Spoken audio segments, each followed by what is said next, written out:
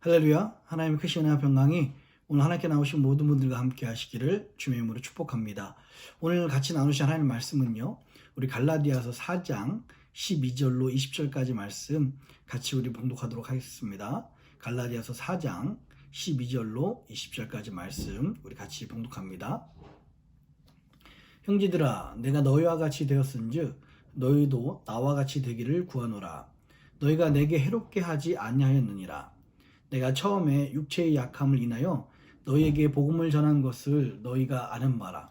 너희를 시험하는 것이 내 육체에 있으되 이것을 너희가 업신여기지도 아니하며 버리지도 아니하고 오직 나를 하나님의 천사와 같이 또는 그리스도 예수와 같이 영접하였도다. 너희의 복이 지금 어디 있느냐?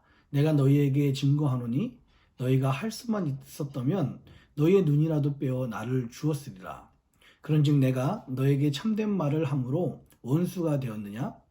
저희가 너희를 대하여 열심 내는 것이 좋은 뜻이 아니요 오직 너희를 이감 붙여 너희로 저희를 대하여 열심히 내게 하려 함이라.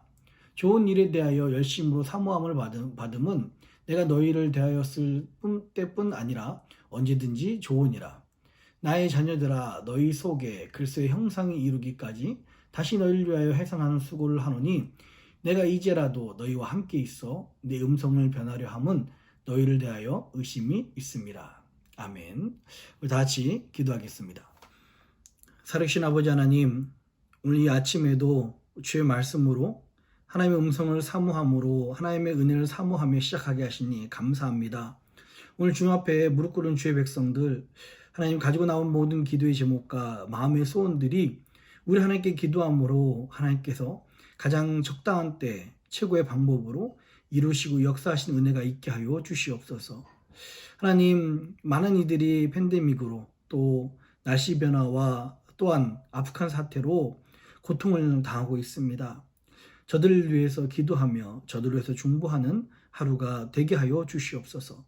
오늘 우리에게 새날 주신 하나님께 감사하며 이 모든 말씀을 사랑하신 예수님 이름으로 간절히 기도합니다. 아멘. 오늘 우리에게 주신 하나님의 말씀이 갈라디아서 4장 12절로 20절입니다. 오늘 이 말씀을 통해서 계속해서 사도 바울은 우리 1절부터 이어온 갈라디아 교인들에게 바른 신앙으로 돌아와야 된다라고 간절히 호소를 하고 있습니다. 이 12절부터 20절까지는 어떻게 구성되어 있냐면요, 12절부터 15절까지 예전에 갈라디아 교회가 처음 가졌던 그 뜨거운 신앙에 대해서, 사랑에 대해서 다시 기억하라고 이야기하고 되새기고 있으며, 16절부터 18절까지는요 지금 거짓 교사로 잘못된 그들의 신앙을 지금 안타까운 마음으로 사도 바울이 지적을 하고 있습니다. 그리고 마지막으로 19절부터 20절까지는 다시 바른 믿음으로 돌아와야 됩니다. 다시 내가 너희들을 향해서 해산의 수고를 다시 감당하겠다라는 사도 바울의 안타까운 마음의 그 호소와 또 다짐, 결단으로 이 말씀이 마무리를 짓습니다. 12절 말씀 한번 읽어볼까요? 12절이요. 형제들아, 내가 너희와 같이 되었은즉 너희도 나와 같이 되기를 구하노라. 너희가 내게 해롭게 하지 아니하였느니라. 이것을 직역하면 이렇습니다. 형제들아, 내가 너희와 같이 되었은즉 너희도 나와 같이 되길 구하노라 라는 말은 너희는 나와 같이 되라. 너희는 내 입장에서 생각해봐라. 왜냐하면 내가 또한 너희와 같이 되었기 때문이다 라고 직역해서 해석할 수 있습니다. 지금 사도 바울은요, 안타까운 심정을 담아서 갈라디아에 있는 그 교회 모든 성도님들에게 너희들이 내 입장 좀 대봐요 라고 간절히 호소를 하고 있습니다. 왜 이렇게 간절히 호소를 하고 있을까요? 정말 진리를 지키고 하나님의 말씀을, 예수 그리스도만 전하고 싶어하는 그 마음에서, 나중에 15절에도 나오겠지만, 야, 너희들하고 성도님들하고 좋은 관계를 지내면 내가 좋은데 왜 원수가 되기까지 이런 말을 하겠니? 이거는 절대 포기할 수 없는 하나님의 진리야, 복음의 말씀이야 라는 것을 안타까운 심정에서 이야기하고자 지금 사도 바울이 이렇게 말하고 있습니다. 13절 볼까요? 내가 처음에 육체의 약함을 인하여 너에게 복음을 전한 것을 너희가 아는 바라. 14절이요. 너희를 시험하는 것이 내 육체에 있으되 이것을 너희가 업신여기지도 아니하며 버리지도 아니하고 오직 나를 하나님의 천사같이 또는 그리스도 예수와 같이 영접하였도다. 아멘. 처음에 아마 그런 계획은 아니었지만 1차 복음 세계 전도 여행을 할 때 사도 바울이 갈라디아 지역에서 예정보다 오래 머물게 되었습니다. 왜냐하면 이 육체의 가시, 사도 바울의 육체의 질병 때문에 더 오래 머물게 되었다라고 학자들이 추정을 합니다. 어떤 것 때문에 그렇게 되는지는 정확히 알 수 없지만 사람들이 이렇게 추측을 하는 거예요. 아마 그 지역에 처음 돌다 보니까 그 말라리아에 걸렸을 테고 고원지대인 갈라디아라는 곳에 가서 아마 생각보다 더 오래 머물면서 치료를 받았을 것이다. 그러니까 습한 지역을 피하기 위해서 고원지대인 이 갈라디아로 돌아온 거죠. 그리고 이 말라리아 때문에 아마 이제 사도 바울이 안질이 있을 것이다, 간질이 있을 것이다 라고 추정을 하지만 어쨌든 그 지병이 말라리아 때문에 더 악화되어서 이 병은 사람들이 다 봐도 알 수 있을 만큼 굉장히 사도 바울에게 큰 약점이었다라고 그렇게 이야기를 하고 있습니다. 결론은 그거예요. 우연찮게 말라리아를 걸렸기 때문에 사도 바울이 갈라디아라는 지역에서 예상보다 더 오래 머물게 되었습니다. 그런데 참 감사하게도요, 하나님께서는 그 사도 바울의 연약함을 사용하셔서 오히려 더 머무는 동안에 갈라디아 지역에 교회가 세워지고 많은 믿는 사람들이 예수님을 따르는 역사가 일어나게 된 것입니다. 정말 화가 변하여 복이 된 거죠. 사도 바울의 그 육체의 질병도 사용하시는 그 하나님이십니다. 항상 제가 가끔 이야기했듯이요, 하나님 옆에 없는 것이 있다면 바로 쓰기통이라는 그런 이야기가 있습니다. 하나님께서는요, 우리의 고난도, 우리의 연약함도, 우리의 질병조차도 사용하십니다. 그분의 뜻을 이루기 위해서 사용하시는 분이 바로 우리 하나님이시라는 겁니다. 혹시 여러분들이 어떤 뜻하지 못한 고난과 또 질병과 아픔 때문에 힘드신 분이 있고 어렵고 막막한 분이 계시다면 정말 지금은 어렵겠지만 그래도 하나님이 이 일을 한 번도 나를 정말 실망시키지 않으시고 나를 한 번도 포기하지 않으시고 나를 항상 최고의 길로 인도하신 그 하나님께서 결국에는 이 질병, 이 아픔, 이 문제를 가지고도 하나님의 뜻을 이루어 가신다는 그런 믿음을 고백하는 저와 여러분들이 되었으면 좋겠습니다. 오늘 사도 바울의 고백이 그 육체의 자신의 질병까지 사용하시는 그 하나님이십니다. 그러면서 14절에 뭐라고 이야기하냐면요, 너희를 시험하는 것이 내 육체에 있으되, 누가 봐도 참 목사로서 인정받기 어려운 그런 육체적 결함인데, 약점인데, 이것을 너희들이 업신여기지 않고 너희들이 비웃지 않고 오히려 오직 자기를 하나님의 천사같이 또는 그리스도 예수와 같이 영접하였도다라고 그렇게 고백을 하고 있습니다. 사도 바울의 그 질병은 시험거리지만 그래도 이 바울의 질병이 교회에 부담이 되었겠지만 오히려 그것을 문제 삼지 않고요, 그 질병 때문에 그 질병을 보듬어 주고 오히려 사도 바울을 하나님이 보낸 천사처럼 또는 예수 그리스도처럼 그분을 영접했다라고 갈라디아 교회를 칭찬을 하고 있는 겁니다. 예전에 그 칭찬을 하고 있는 거죠.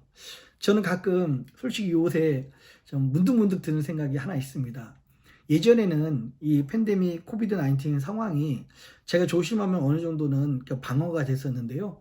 요즘 여러분 잘 아시는 것처럼 변이 바이러스도 많이 있어서 내가 아무리 조심한다고 하더라도 지금 상황에서는 언제 어느 때 사실 코비드가 걸릴지 모르는 상황이잖아요. 혹시 목사가 코비드에 걸린다면 어떻게 될까? 뭐 이런 생각들을 가끔 하게 됩니다. 아마 제가 믿기로는 우리 교회는 지금도 마찬가지지만 목사의 그 약점을 또 이런 질병들을 은혜로도 잘 품어주실 거라 생각을 합니다. 14절의 고백이 저의 고백이에요. 사실은 남들 앞에서 내세울 것이 없고 항상 부족하고 연약하지만 우리 성도님들이 항상 목사를 품어주시고 오히려 비난받아야 또 비웃음거리가 되어 마땅한 참 부족한 사람이지만 그 은혜를 오히려 품어주시고 성도님들께서 그 하나님의 천사로 예수 그리스도의 그 말씀으로 대신 생각해 주시고 대접해 주시는 것에 항상 감사한 마음으로 살고 있습니다. 참 이게 너무 감당하고 갚을 수 없는 그런 사랑인 것 같습니다. 특히 어느 때는 식사를 초대하시거나 아니면은 예배가 끝난 다음에 오늘 설교에 은혜 받았다고 이렇게 또 말씀해 주시거나 아니면 정말 진심을 담아서 문자를 주신 분들도 있습니다. 생각해 보면 제가 한 게 아니라 성령님이 하신 거고 저는 그 아버지의 심부름꾼인데 오히려 제가 이렇게 칭찬을 받고 이렇게 용기를 얻는 것이 참 어쩔 때는 송구스러울 때가 있습니다. 참 사도 바울의 고백 14절을 보면서 저도 참 부족하고 연약하지만 동일한 고백을 하게 되고요. 너무 감사하다는 말씀 또 마음이 듭니다. 15절이요. 15절입니다. 너희의 복이 지금 어디 있느냐? 내가 너희에게 증거하노니 너희가 할 수만 있었다면 너의 눈이라도 빼어 나를 주었으리라. 이 원어로는요 15절 이렇게 말합니다. 너희의 복이 지금 어디 있느냐는 그러므로 지금 너희 복이 어디 있느냐? 예전에 우리 12절부터 14절까지 보면은 정말 그렇게 사랑을 다해서 섬겼던 갈라디아 너희 교회였었는데 그 성도님들이었었는데 지금은 그 복이 그 은혜가 어디 있느냐? 지금은 예전에는 할 수만 있으면은 너희들 눈이라도 빼서 나에게 주었을 만한 그런 정말 헌신적인 사람들이었었는데 지금은 유대주의자들에게 속아서 이 망가진 교회의 모습, 성도들의 변질된 모습을 보면서 한탄하며 야 그렇게 복됐던 너희들 모습이 어디 있느냐라고 지금 안타까운 마음으로 부르짖고 있는 것이 이 사도 바울의 이야기입니다. 15절 그 이야기죠. 16절 그런즉 내가 너에게 참된 말을 함으로 원수가 되었느냐라고 이야기합니다. 내가 진리를 말함으로써 너희들을 적대한 사람이 되었느냐라고 이야기를 해요. 참 가끔 고통스러운 일이지만 진리를 지키기 위해서 또 교회를 지키기 위해서 관계가 안 좋아지고 원수가 생기는 일도 있을 수 있습니다. 피할 수 없는 물론 모든 사람들을 사랑하는 거 맞습니다. 그러나 그 사랑이란 명목 아래 오늘 그 거짓 교사들이나 잘못된 교리를 사랑할 수 없듯이요. 우리도 진리 되신 예수님과 그 피 묻은 피값 주고 사신 교회를 지키기 위해서는 이런 잘못된 교리라든지 거짓 교사들을 거부해야 되고 이에 대해서 관계가 안 좋아지더라도 이 부분을 용납하지 말아야 된다는 것을 이야기를 하고 있습니다. 17절입니다. 저희가 너희를 대하여 열심 내는 것이 좋은 뜻이 아니요 오직 너희를 이간 붙여 너희로 저희를 대하여 열심 내게 하려 함이라. 거짓 교사들이 심지어 그 주변 사람들이 성도님들에게 열심을 내고 잘해주고 있는 것은 그 성도님들이 귀해서가 아니라 오히려 자기의 이익을 위해서 지금 열심을 내고 있고 이렇게 서로 이간 붙이는 일이다라고 이야기를 합니다. 여러분 우리도 가끔 이럴 때가 있잖아요. 내 이익을 위해서 남을 이용하는 모습들이 있습니다.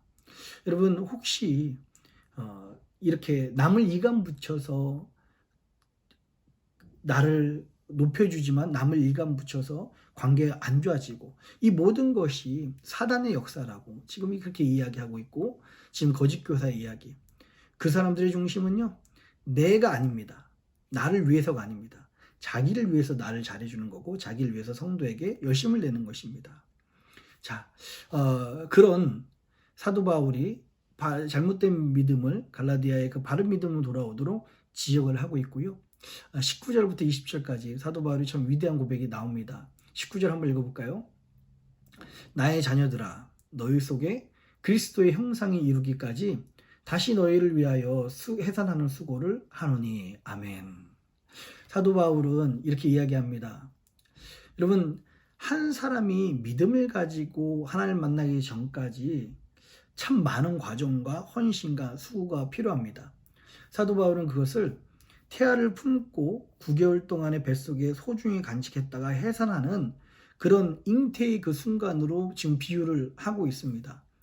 여러분 한 아이를 낳기 위해서 9달 동안의 엄마 뱃속에서 보듬고 또 또 그리고 해산을 한다는 것이 참 실로 감당할 수 없는 큰 수고이고 헌신입니다.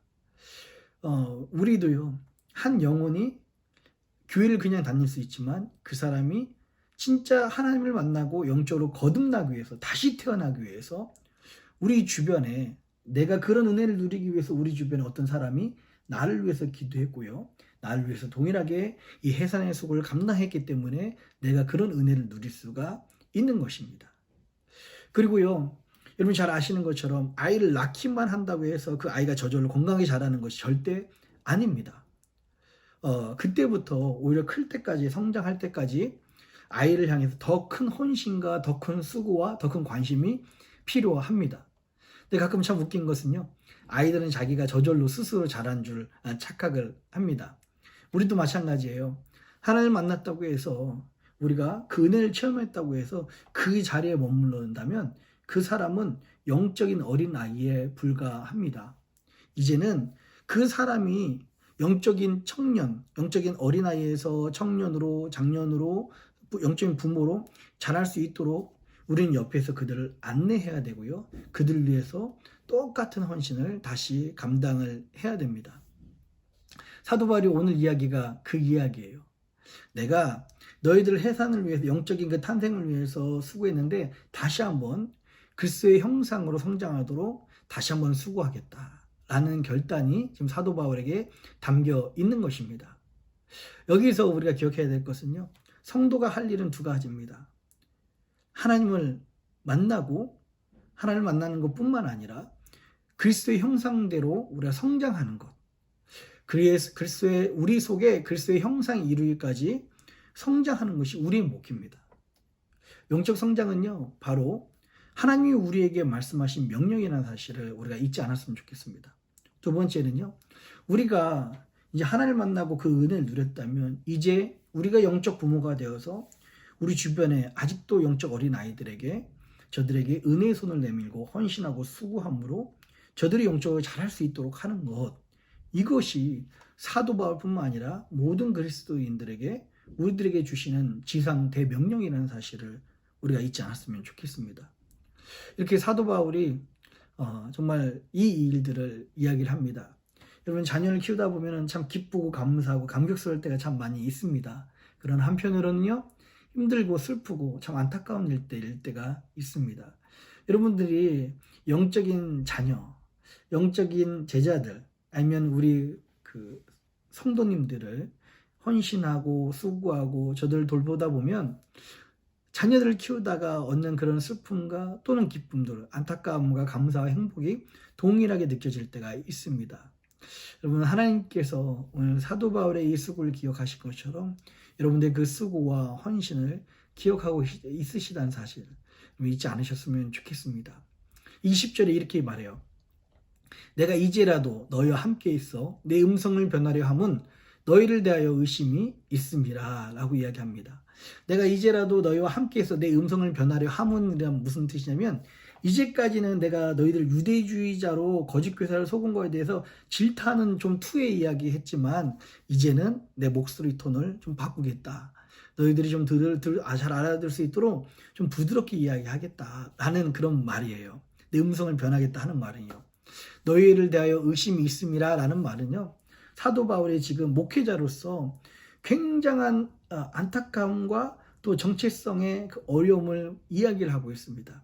너희를 대하여 의심이 있음이라 라는 말은, 내가 도저히 너희를 어떻게 해야 할지 모르기 때문에 참 당혹스럽다. 성도님들을 어떻게 해야 될지, 나는 내 수고를 다해서 성도님들이 하나님을 만나고 영적으로 성장하는 데까지 했는데 마치 잠깐 자리를 비운 사이에 절대 있어서는 안 되는 그런 거짓 교사들이 들어와서 그의 신앙들이 변질되는 모습을 보면서 참 이거는 너무 당황스럽다. 너무 어떻게 해야 될지 모르겠다라고 하는 그 사도 바울의 그 낙심과 당황스러움과 그런 혼란이 담겨져 있는 것이 이 구절입니다. 저도 팬데믹을 겪으면서 참 이런 생각을 했던 것 같아요. 어떻게 될지 모르겠다. 어떻게 해야 될지 모르겠다라는 생각을 했던 것 같습니다. 저는 항상 하나님 말씀을 나눌 때 교회력에 따라서나 아니면 이렇게 매일 성경 그 주기에 따라서 꼭 그 교회력이나 그 주기에 따라서 이야기하는 것은 제 마음대로 본문을 정해서 내가 하나님의 말씀인 양 이 말씀을 조정하고 싶지 않아서 교회력이나 오히려 매일 성경이나 이 순서를 따라서 꼭 따라서 진행을 합니다. 그런데 정말 더 놀라운 것은 오히려 따라서 진행하면 진행할수록 더 정확한 말씀, 더 저에게 하시는 말씀을 주시는 것 같아요. 이런 말씀을 통해서 저도 은혜를 받고 저를 돌아보고, 야, 사도 바울도 이렇게 당황스러웠는데 그래도 그럼에도 불구하고 keep going, 같이 나가는 것, 함께 계속하는 것, 그 자리를 지키는 것, 이것이 사역이 아닐까, 목회가 아닐까라는 생각을 합니다. 우리 성도님들에게도 똑같이 도전합니다.